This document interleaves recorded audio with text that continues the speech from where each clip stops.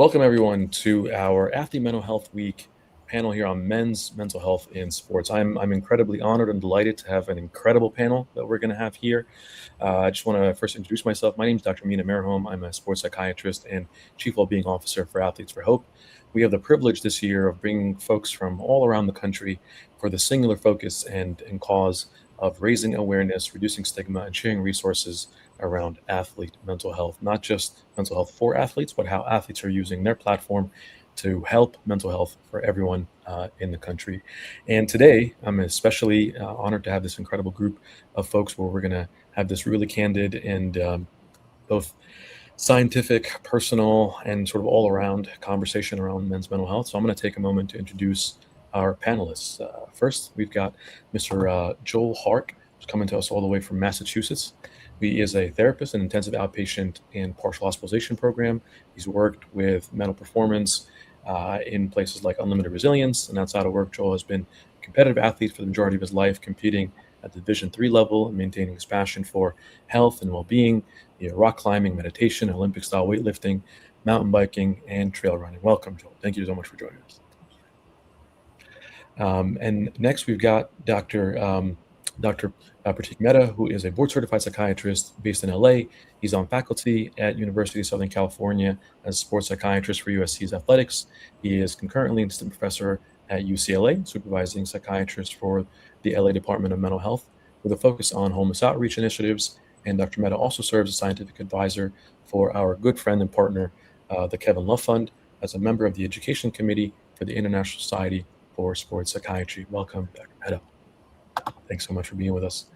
And then we're also in luck to have Mr. Rawle Andrews, who is the executive director of the APA's Foundation, which is the philanthropic arm of the American Psychiatric Association. Founded in 1844, the APA is the oldest medical association in the U.S. and the largest psychiatric association in the world. Rawle is also the president of the Rotary Club Howard West, and past two-term president of the Bar Association of the District of Columbia, member of the Thurgood Marshall Center Trust Board of Directors, fellow of the American Bar Foundation. It's very impressive, I got to say. A founding member of the CHDC Leadership Council for Healthier Communities, and national chairman of the Public Policy Committee of Kappa Alpha Psi Fraternity.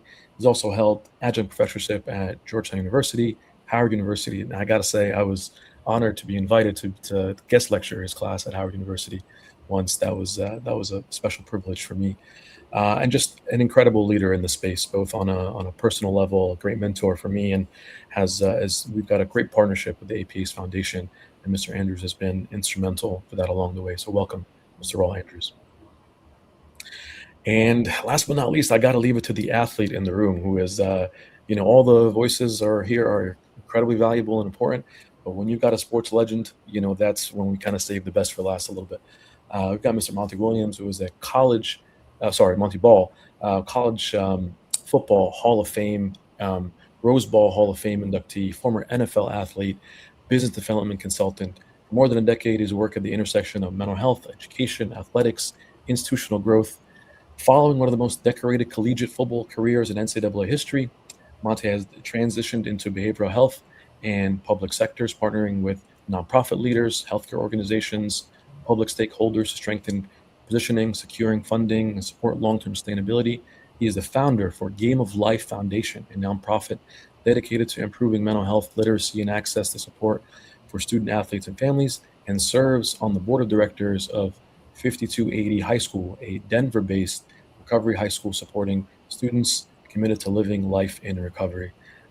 Thank you so much for being here with us. You're just a football legend, and as we're gearing up for Super Bowl, it's great to see you with us here. Yes, sir. Thank you for having me. So now that we've gotten the long introductions out of the way, this is the most important beginning point here. I wanted to just ask each of you as the panelists, why, for you personally, right, beyond the resume and the CV and the accolades and the nonprofit work, all this incredible stuff, for you on a personal level, why does men's mental health matter to you, right? Why is this significant? Why is it something that really moves you to be able to say, you know what, I got to get on this call. All of my other responsibilities got to wait because I got to be able to talk about this. I'd love to hear from each of you of why this personally matters to you. I'll jump in here and I'll say that it means a lot to me because when you look at the data, of course, when you talk about suicidal ideation, and then of course, suicide completion, it's alarming. It's quite high for men, and I think, of course, that's only the tip of the iceberg, right? Whenever you just look at those numbers, trying to identify, of course, why that number, was there. And so, for myself, talking about the athletic space, talking about these locker rooms, right? Unfortunately, men in locker rooms, right? We don't talk about this stuff. We don't talk about what's going on at home. We don't talk about how are you feeling. What are you bringing into the locker room today emotionally, right? So, how are your kids doing? Just many different, conversations that we typically see women having, of course, with their friends and their circles. It's not the case for men.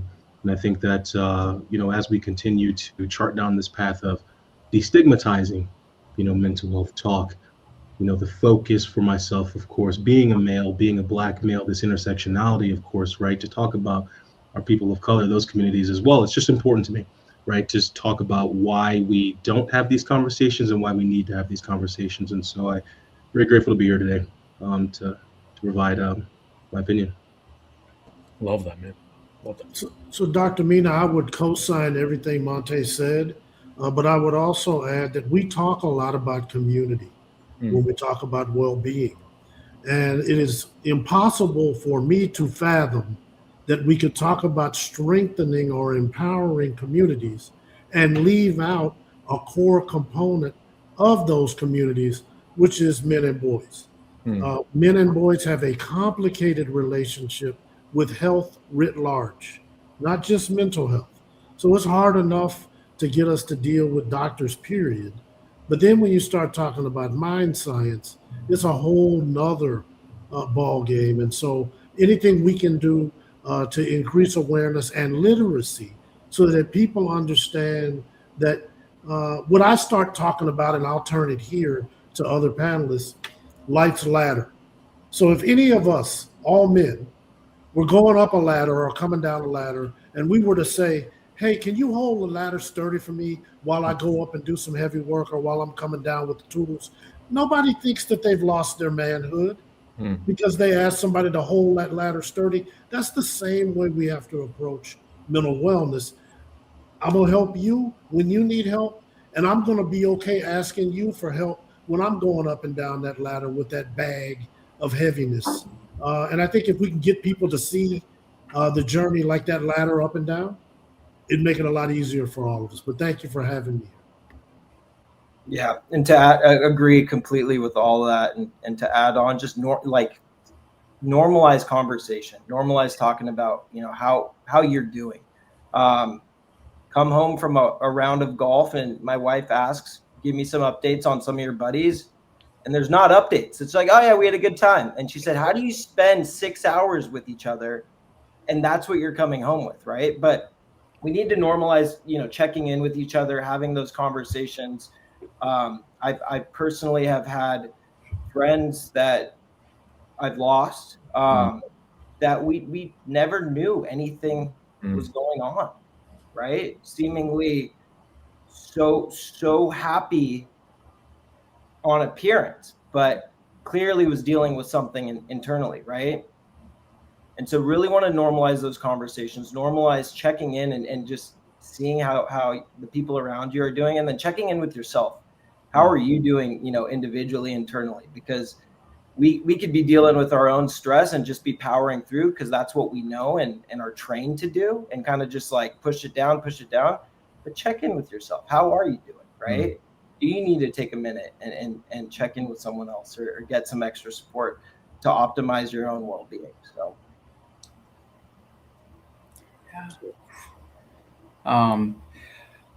yeah, I mean, I speak in stories, and so a story comes to my mind of I only started to even know that I needed support when I was in trouble. Yeah, I had to navigate substances early on in college, and that was, I think, the first domino, and it took another 2 years to realize that I needed more support. And I think, what if we had more places to talk about or name or ask or check in, to identify when we need someone to hold the ladder. I think that is why this is so essential, because for me, it took too long. Yeah, I think if we had just the language, the dialogue, could be really effective for men of color, men who identify in many ways, or with the many intersectionalities of male identity. So yeah, and I love when you're saying, for me it took too long, and that's consistent with what we see a lot of data. There's data at an ME that when somebody first begins to develop these symptoms, by the time they get care, it's oftentimes on average 11 years later, from the time you first begin to feel that things are not okay. And that is incredibly too long. And for me, similar to what Dr. Mehta was saying, I've attended funerals of people I grew up with, young men that were just entirely preventable, ways for them to go. And not to make this like too morbid, I don't want to make this a very, very sad discussion, but just on the seriousness of this, I think is where we're all starting. And it's because of the seriousness, and because we're living in a moment that's beautiful from a mental health standpoint, that it's a little bit popular to talk about mental health now on some level, but there's still some gaps. So I'm curious to hear more from you guys. Even though there are these campaigns, and even though there are prominent athletes now that can talk about their mental health in a little Sports Center segment, what do you think is the gap that we're still missing? When we really get to the heart of it, right? Is it more so around just men just not having the vernacular? Is it more so the analogy that Mr. Andrews said of just, understanding the ladder, and just, but from your experience, because we've got the vantage point here from an institutional or sort of large foundational stance, one individual clinician, an athlete, what do you think is the barrier that we really need to tackle in order for men to not have this be something that is out of reach for us? I think So go ahead. I was going to say access and availability is huge, right? And having services available on site and having a mental health professional kind of present is really important, and having it available with routine check-ins at various touch points along the way, embedding screening into pre-participation physicals, preseason, post-injury check-ins, post-retirement check-ins, and really I think that piece is really important, and the idea of identifying early, to Joel's point, like not waiting too long, right? Because from from the clinical standpoint, large majority of what I end up getting pulled into and seeing is down the line when there is a crisis. And how can we look upstream and identify that individual before they fall in the river, and we have to save someone who's drowning in the river, and support them so they don't fall in to begin with, right? And so I think early intervention is where I really hope to see more growth as we move forward, because we can prevent a lot of bad outcomes or worsening symptoms that are more difficult to treat. Believe it or not, even though awareness is at an all-time high, the problem around mental health is getting bigger. And so awareness still is a bigger problem to me when I go across the country than even sometimes access. The system is complicated and it's fragmented, so it's hard to navigate, particularly if you're not familiar. But, the other thing that happens, and we're privileged at the APA Foundation to host the largest resident training program for young psychiatrists in the world. And a lot of times what we're talking to them about is plain language, because people don't understand what psychiatry really is. So, for example, if I were, heaven forbid, to slip on some black ice as cold as it's been on the East Coast the last couple of days, and I had to go to an emergency room or urgent care, I know what's going to happen, even if I don't like it. Right. But, a lot of times when I go out and do outreach events, even if I'm on the panel, I'll ask a psychiatrist, so what happens when I go to your office? Are you going to put probes on me? Are you going to strap me down to a bed? Or all I've seen is what Arkham does with psychiatry on some of these movies and so forth. So I don't really know. They don't have a Marcus Welby. Yeah, I'm dating myself. But, who's the Marcus Welby for psychiatry that makes it just a friendly place to hang out and get some help? The other thing, and I think Joel hit on this best, and then Pratik kind of highlighted it. On average, it takes 11 to 15 years from the onset of one of these situations for people to even think help might be necessary. That means what you call a biomarker, what I want people to start thinking about when they think about well-being, that's like your car or truck dashboard for my guys out there. When the check engine light comes on, you may or may not take action right away, but you have a problem. You got all these speed cameras, Dr. Mehta, everywhere. The reality of it is the speedometer, if it's working, is telling you how fast it's going. These are some signs and symptoms that we don't always acknowledge. So that I'm having a really bad day. Okay, fine. Everybody has bad days. Okay, I'm having a really bad day for 6 months. That means that my check engine light in my mind has been going off. Maybe I need to find somebody I can talk to. Absolutely. I'd have to second a lot of what was just mentioned right now, because the early intervention is extremely important, right? Just being able to identify these symptoms early on. But I would go as far as well to say, like, I think what's missing, and I may not have an answer to it right now, but what popped in my head immediately was being able to the language, being able to identify, right? Attaching a word to an emotion, attaching a word to how you're feeling in the moment, I think is the step towards getting to identifying that check engine light. Like, oh, okay, the check engine light is on because yesterday I was feeling X, or 2 weeks ago I was feeling Y. And so for me, it's language, it's understanding what it is we're talking about, what dad may be experiencing, what grandfather may be experiencing. Oh, maybe I'm experiencing that right now too. And so that's my input on that. Again, it's a thought. It's not well thought out in the moment to have a solution to it, but I just want to see us get to a point, of course, where we're talking about how to identify a problem. Like, are you experiencing this? Then this may be what you're experiencing. Like some language heading in that direction, I think, would be very important.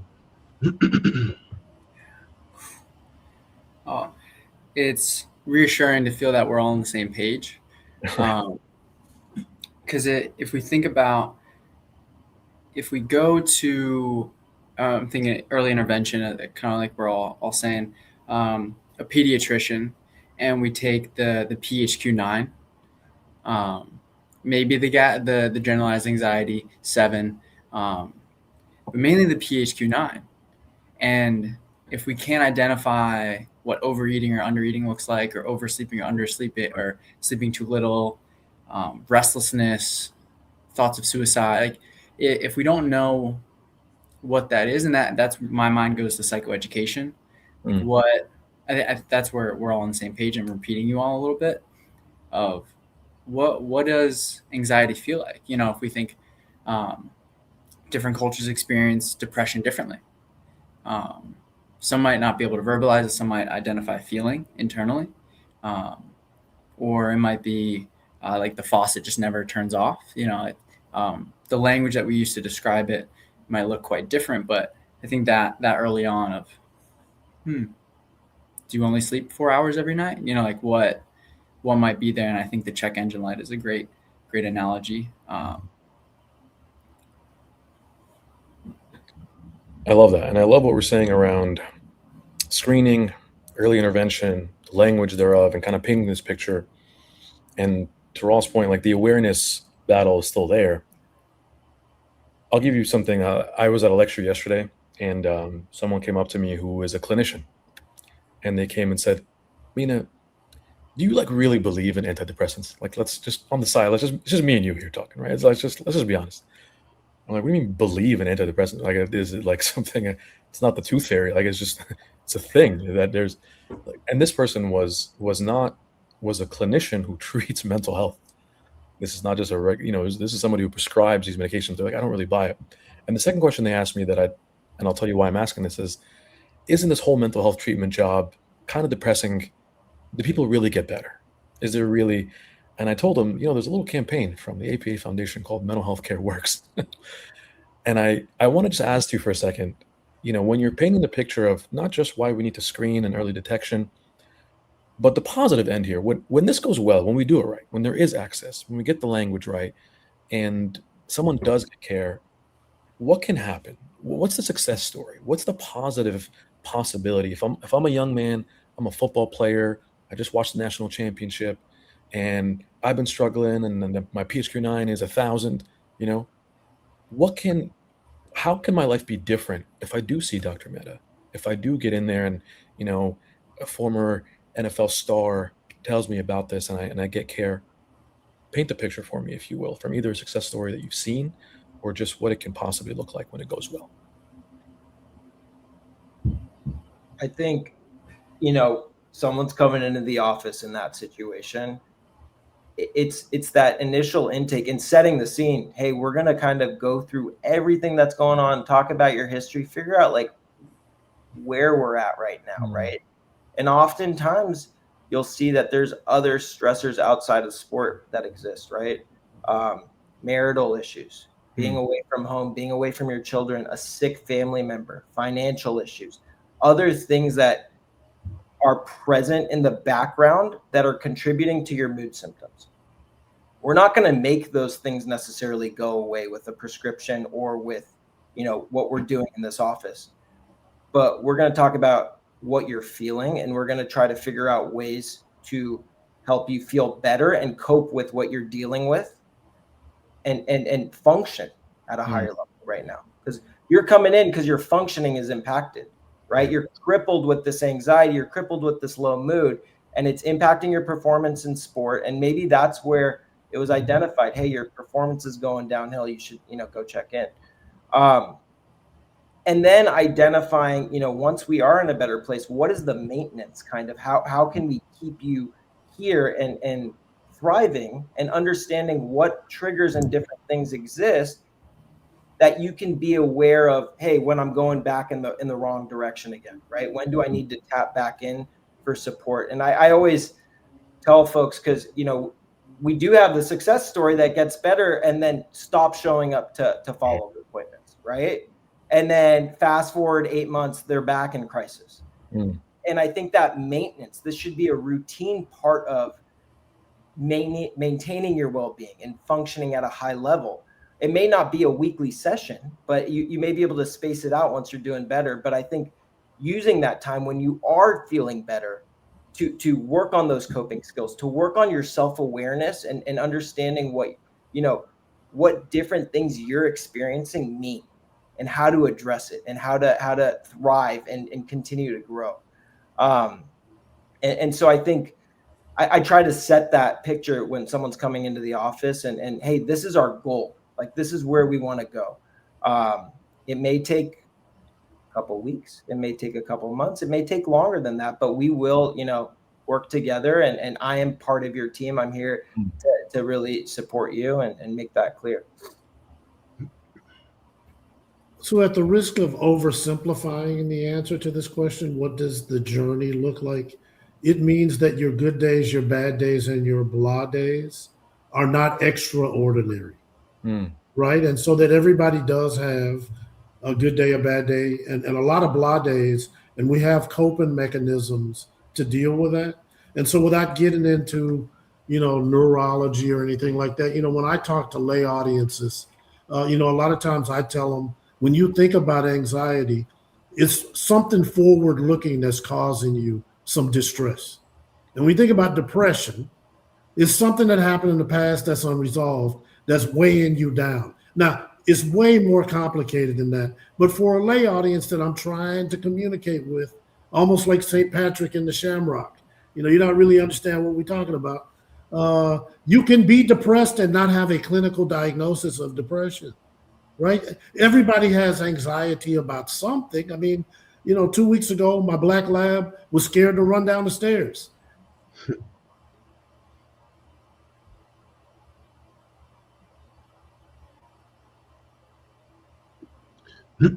So I'll there are many success stories, and it's not all about me for sure, but I will just say that my life, of course, being 10 years in recovery today from alcohol, I went through intensive outpatient treatment myself group, family, and individual therapy to get started on this journey. And so there are many different ways up the hill towards one's recovery to become a success story. But for myself, I'm such an advocate for therapy because I was able to identify what was causing me so much anxiety and why I was consuming so much alcohol at the time that I was. And so for myself, throughout this process of therapy, I was able to, first off, I thought that we were going to talk so much about, my relationship with the bottle, but we talked so much about my relationships with my family, my relationships with friends, etc. And I was able to identify that sort of having like a quarter life crisis. I knew the game of football was coming to an end, and that was my identity. Who am I outside of this sport? In the locker rooms, we're not talking about anything else that you like to do. It's football. It's what you're eating. That's what you're drinking. That's what you're literally dreaming about, all the way from the age of 8 until the age of 25, with my life. And so my success story, me being a success story, is something that I take a lot of pride in, of course, because going throughout treatment, peeled back the layers, figured out who I am, figured out what I wanted to do. And for the last 10 years, I have been helping so many other families get the right resources, get into treatment, get off the ground, to get their life back on track. And so treatment works. Treatment, it works. Montee, can I ask you a follow-up question on that? Just because it's so powerful to know that you're not just talking about something theoretical, but that like you experienced it, And so often when there's a young man who is struggling with, as you said so beautifully, right? It's not the relationship with the bottle that's like the relationship with everything else. That's how we wind up there. How do you walk somebody through that to be able to, when they're in that moment, right, and they're just like stuck, and it feels like if somebody's watching this right now, right, and that's where they are. Nobody really knows, but like when they get home, there's a bottle waiting, and that bottle gets crushed every night. What would you say as an encouragement to that person who's like on the fence? People don't really know around him what he's dealing with, but he sort of hears you, and he's like, his ears perk up a little bit because you've been through it and you've seen something. What would you say to him as an encouragement that got you on that journey sort of recovery? Absolutely. I wish there was like a cookie cutter answer to give, because everyone's situation is different, many different circumstances and dynamics that play into one's,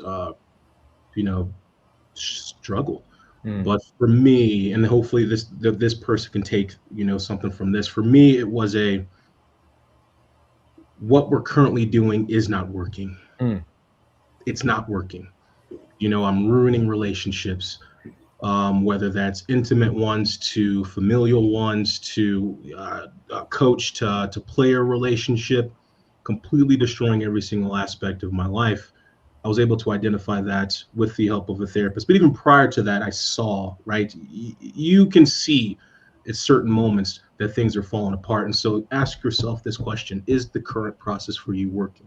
If it's not, let's try something different. And so for myself, it was literally my family sitting in the middle of the floor crying, saying, we don't know who we're looking at. We don't know who this person is. Let's try something different. And for myself, again, that's why I preface this by stating there are a million ways up this hill towards one's recovery, whether that is partial hospitalization programming or IOP, which is intensive outpatient programming, or whether it's somatic routes to general therapy. It's many different routes, but try something different. The data speaks volumes, right, about those that don't get treatment, or how long it takes for someone to get treatment, the 11 to 15 years of dealing with symptoms and waiting so long to get it. How many relationships did you destroy throughout that decade or so? And so for myself, my message, of course, just to get back on track here, is try something different. The treatment world is there for you. You can benefit from it. Your family can benefit from it, your children, your friends, etc. And so explore that route, please. I love that. And if I can ask Dr. Mehta, I want to ask you to elaborate on something, because I had a patient once in the psych ER yell at me and say, how is it that in this day and age, I'm struggling with alcohol use as a young man, and there's nothing that you can do for me biologically? Like my body, there's no medicine you can prescribe me? And I said, there is. He said, I just never heard of it. Can you just speak a little bit to, you mentioned a lot in terms of both, exactly as Montee was saying too, there's a therapeutic end, there is what you're eating, what your social world is like. But in terms of what can we offer folks who are struggling with substances, whether that's alcohol or prescription medications, is there anything that we can do for folks like that? Yeah, I think a two-part answer to that. I think the first that I always really try to work on is awareness of the impact personally that substance use is having on you. Because oftentimes in those conversations, I drink, it doesn't impact me. I have no issue with that, right? And we all are wearing these wearable devices, iWatches, or all these things, and so we have some of this data that's there that we can tap into and look at. And so in some of those situations, I like to say, okay, let's look at the past couple weeks, and generally you drink on Friday, Saturday, or whatever it is, and let's look at your sleep for the days, those nights and the days following, because I think being able to see it for yourself helps with that realization. And then you see that, oh, I had more awakenings on those nights. The several days following, my sleep was impacted with decreased quality and quantity hours. And I like to tie it into that. And then also to take it a step forward, how was your mood on those days? How was your energy levels on those days? And I have them tracked separately, as well as how did you perform, with sport, right? At practice, on the field, wherever. And that correlation is often there. And that's like a nice stepping point to get in to try to reduce and minimize use. And I think it's really, really powerful to be able to see your own data, which we can incorporate in more. I think it's going to be helpful. I think when we get to more advanced situations where, alcohol use is a daily thing, right? And impacting functioning significantly, and there is a need potentially for some biologic intervention. There are medications. So to kind of echo what you said, there is one medication, for example, naltrexone, which is a mu opiate receptor antagonist. So it helps to reduce cravings for alcohol, and it helps to get you to a place where you're not going to find that pleasure of drinking, right? And it hopefully can help you reduce, and very effective for some people. And there's other medications as well that exist, but naltrexone's the common one that we'll jump to first. But we do see success stories with the medication as well. So there is that added, agent that we can utilize to support. Well done. Go ahead, Joel. Yeah, to chime in, I've worked with folks in recovery before, and even for folks in and out of recovery, or more so not in recovery or in recovery, the stages of change model, or the trans-theoretical model of, is this person even thinking about this change? As a provider, we necessarily can't work as hard as our clients, and it takes a large toll if we are working harder than them. But where are they? And meeting them where they're at. But I really want to emphasize Montee's question of, what we're doing working? And I like the question of, are we being as effective as we can? Are we communicating effectively? Are we regulating effectively? Are our relationships effective? Are we being effective at work? These questions that really get us thinking of, I keep getting frustrated at my partner, or I keep getting frustrated at my teammates. I don't know why. And I think that can really get us moving to this direction of, okay, maybe I need to talk to someone. And at the level of care that I'm at the intensive outpatient, which is about 6 weeks, and partial program that's about 2 weeks long, it's not a lot of time. And this level of program, I think for me, has instilled a lot of hope for care. I think to answer your question, that there is a lot of growth even in 8 weeks. Yes, it's quite intense, but a lot of growth, even if it's to having intense suicidal ideation with plans, intent, and all, to having no suicidal ideation. But yes, we have some other things that we need to focus on. But even steps like that, even if it's just work struggles, there's so many examples that I could pull from, that there is a lot of success, and it takes a lot of time and energy. Just like we're going to the gym, we have to take some time to see those results. Yeah, see, I really, and I'm so sorry. I love what Joel said right there, because for myself, just really quickly, when I finished my IOP, I thought I was done. I thought I was good to go. But back to your point, where it was this maintenance piece. And so I started this in 2016. And to this day, again, three modalities, which was family, group, and individual. And to this day, I still participate in individual because of that maintenance component. And so I wanted to highlight that part of the success story of continuing to check your engine, check under the hood. I may not need it as frequent as I did but before, right? Where I was upwards to 9 to 10 hours, 12 hours, 15 hours a week. But now it's maybe 3 hours a month, maybe 4 hours a month, where I just check in with my therapist. And so that's a success story, something that I love sharing with men. Hey, if there's you may not have anything wrong, but it's also pretty good just to go into a room, a therapist's room, and sort of just share things, dump things on the person, and then just leave. So um, it's a therapeutic process for sure. I love the term you're using here, the therapeutic process. This really is a process, and I think for young men or for men and boys in general, like we're used to understanding a lot of things in our life can be a process, and that's an exciting thing. You don't want necessarily to just have everything end in a moment. There is this journey, this process, and regardless of where you are along there, there's it's good to be able to see folks like you guys to be able to show you where you can not only be where you are now, but where you can be.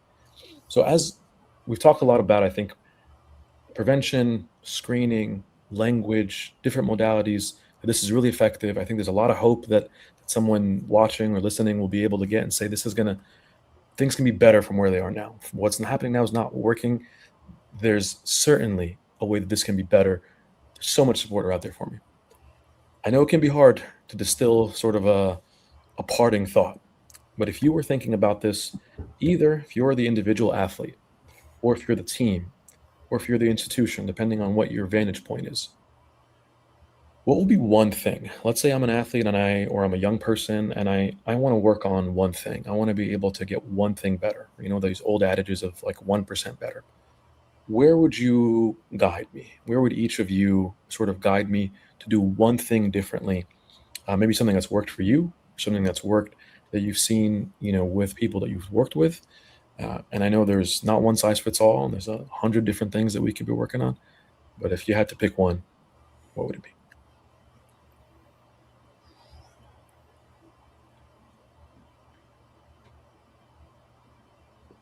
I'll jump in here. One thing I always share is creating a game plan for when the lights go off. That being whatever it is your sport is, you're having a game plan for when that happens because that is inevitable. It's Mhm. going to happen. And so, whatever that game plan may look like, of course, me being such an advocate for the mental health space and fortunate enough to sit next to you all right here is I tell folks to figure out who it is you're going to lean on throughout the process, whether that's a therapist, whether that's a trusted adult, your partner, what have you, for your mental health sake. And so, literally write down what your plan is going to be, when the door shuts, because it's going to happen.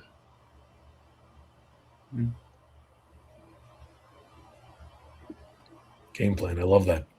I think one thing that I always recommend is that self check-in on a regular basis. And I mentioned it earlier, but I think it's so important, right? To check in with yourself. And there's a reminder on your phone you can set within the Apple, mental health app that says, how are you feeling today? And to actually take a second to think about that, right? And then if you are marking a less pleasant day, think to yourself, what's different about today? What are the things that are contributing? How did I sleep last night? How did I eat today? What types of social interactions did I have today? What could be contributing? And vice versa, if you're having a highly pleasant day, these are the options. What was different, right? Like, what did you do differently today? Did you go to that yoga class or something that you don't normally do? And understand like what's good for you and what's not, and use that to guide your day to day as much as possible. Um, and then if you, again, I think Raul mentioned this earlier, if you're having a lot of consecutive unpleasant days, there are resources and supports out there to check in and tap into to get some extra support that will be helpful.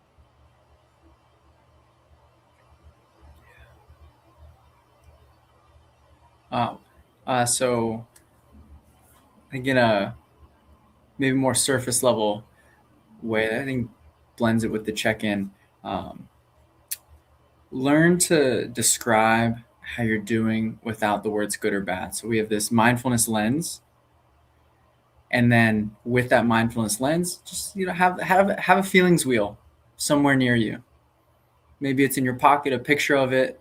I think that something small that could pay some big dividends. So the first step up or down that ladder is the hardest step. 80% of Americans have a New Year's resolution. They don't know whether it's going to stick or not. Nearly 40% have a mental health related resolution for 2026. So I'm inviting everybody to go to mentalhealthcareworks.org as part of your first step, so you could just play around with some of the concepts that all of us have discussed today. It's available in English and Spanish. It has some definitions and some other things there to get you started, including references to 988 if you need it. But more importantly than anything else, it's a safe space. So nobody's monitoring who goes on there. Nobody's asking you for passwords or paywalls in order to get on. mentalhealthcareworks.org. Check it out. And it might lead you to a pathway, because you'll see the stories of other people who've had journeys in depression or have had journeys in anxiety or substance use. The award-winning story on there is a gentleman named Robert, who was truly a master of the universe by day, but in a bottle by night. And it saw him pulling himself away from his family. And you'll see how Robert got it turned around to build the kind of game plan that Montee is talking about, right? Because I don't want you to say, well, I don't know how to put a game plan together, so that's my reason not to go. Go to Mental Health Care Works. Then you got the starter kit that's going to get you going. And it's easier than an IKEA assemble to get on there and try to figure that out. I love that. I love that, Raul. Thank you for that. And I think that's, maybe the parting message that we want to leave folks with as they tune into this panel is that there's a wealth of resources. I feel inspired having, heard this group, knowing that there is both from therapy, inspirational stories, folks who have gone through the journey themselves, folks who have gone up that ladder, right? You're not going to be the first one to go up that ladder alone. And there are a lot of folks who are right there with you as part of your team. And when you're thinking about Athlete Mental Health Week, as you are this week, know that you're part of the extended team, that there really is a team, that one of the most beautiful things is being in a locker room with a bunch of other guys, knowing that you're all going to go to war together. You're all doing this together, you're all in it together. So please know, if you've watched this, if you've tuned into this, incredible panel of experts, that you're not alone, that we're in this with you. Check out that resource. Check out our Center for Athlete Wellbeing. There is, and if you're in crisis right now, be on 988. Know that there is support for you that's just, at the fingertips there. So I just want to take another moment to thank our incredible panel, Montee Ball, incredible, Rawle Andrews, Dr. Mehta, Joel Hark. Thank you so much for being with us. Thank you for sharing your expertise, your passion, your knowledge, your resources. This really is life-saving. This is not just a time when we get to record something. There's somebody watching this that is going to take this to heart, and that's going to be a life-changing moment for them. So I'm really grateful for you, the work that you do individually and collectively, and I'm very grateful to be in your presence.